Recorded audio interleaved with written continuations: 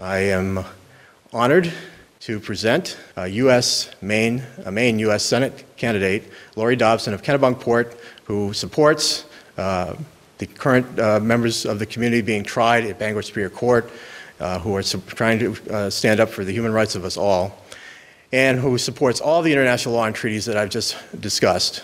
It's my pleasure and honor to introduce for you United States Maine Senate candidate, Laurie Dobson of Kennebunkport, Maine. Just a few people can change the world, so that's what we're attempting. But we are joined today in solidarity, in support and solidarity for the Bangor Six, the 6 people who were arrested. Actually, there were 12 people arrested on March 7th, 2007. The ones who were who are still to stand trial today in a criminal court hearing are the gentlemen that are over there right now. And I was just at the courthouse and heard the opening statements and the instructions to the jury and the presentation.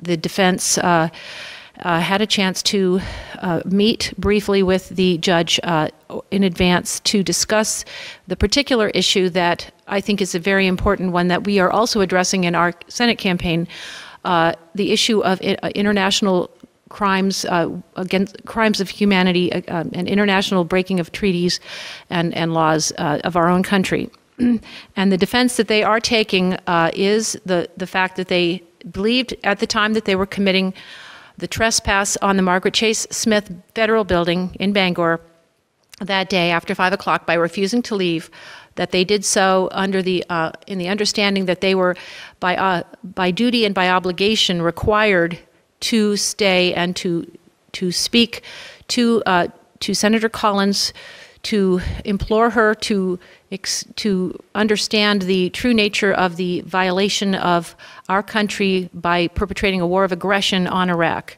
That they believed sincerely that if they had the opportunity to stay and remain to discuss this matter with her, that they would have had a chance to seek redress on behalf of their country for these crimes which they believe they have committed.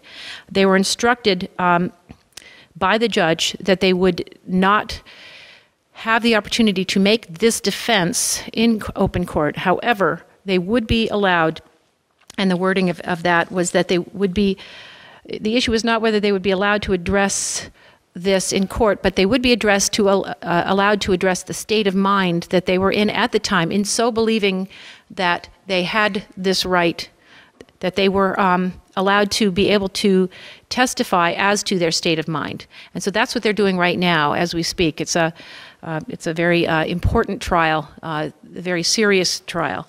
And I did hear Robert Shutterly, one of the people who is acting in his own defense, one of the 3 that are acting on their own behalf and in their own defense.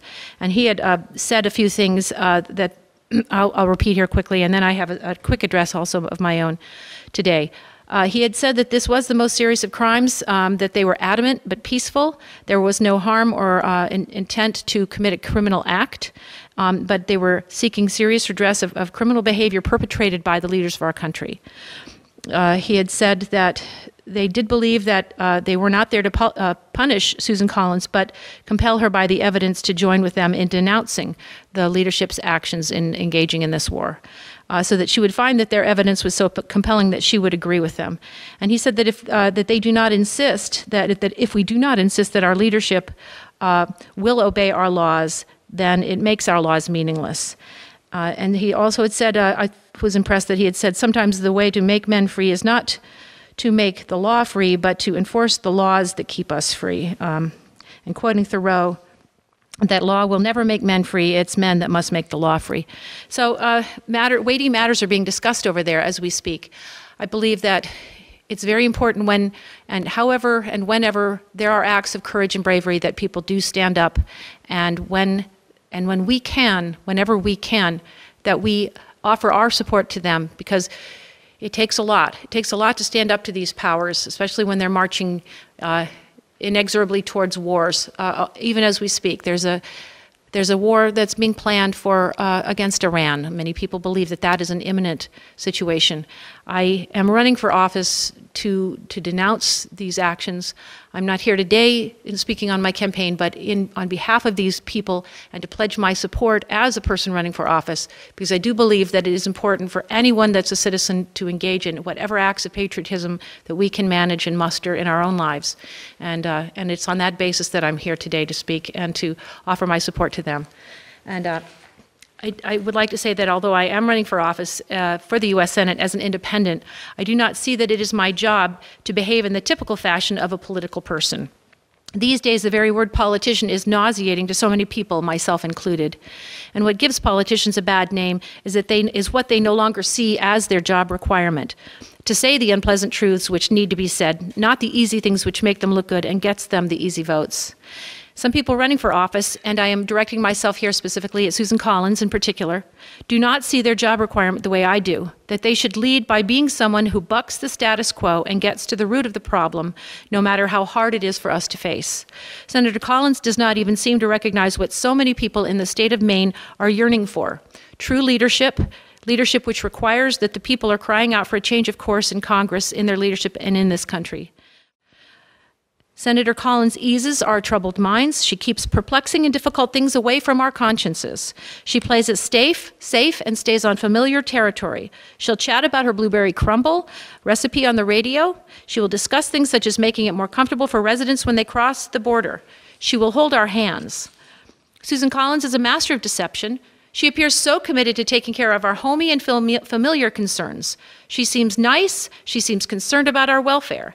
If only the rest of the Congress would do their jobs and get us out of the war. She shrugs off her real responsibility, but we excuse her for it, even though she treats us like children, bought off for candy.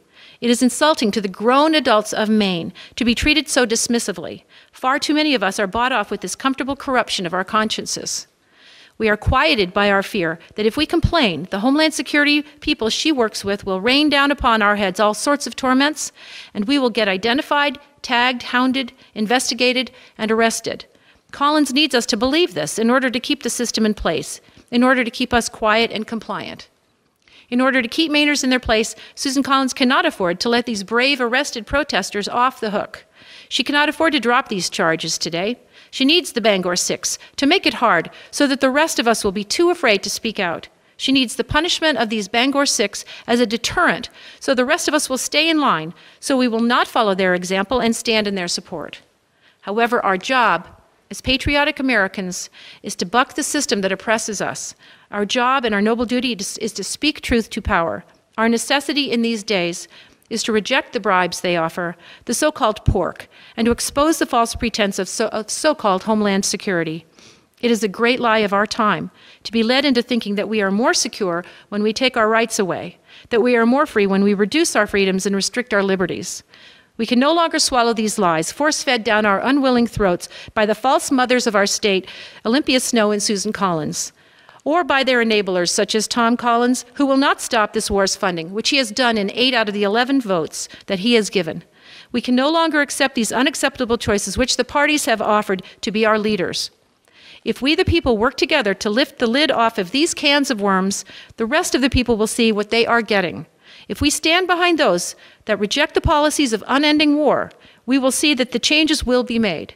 They are trying very hard to make the injustice visible over there in the Superior Courthouse today. It took 300 campuses going on strike and an entire country in an uproar to finally stop Vietnam. We have to return to the actions of war resistance.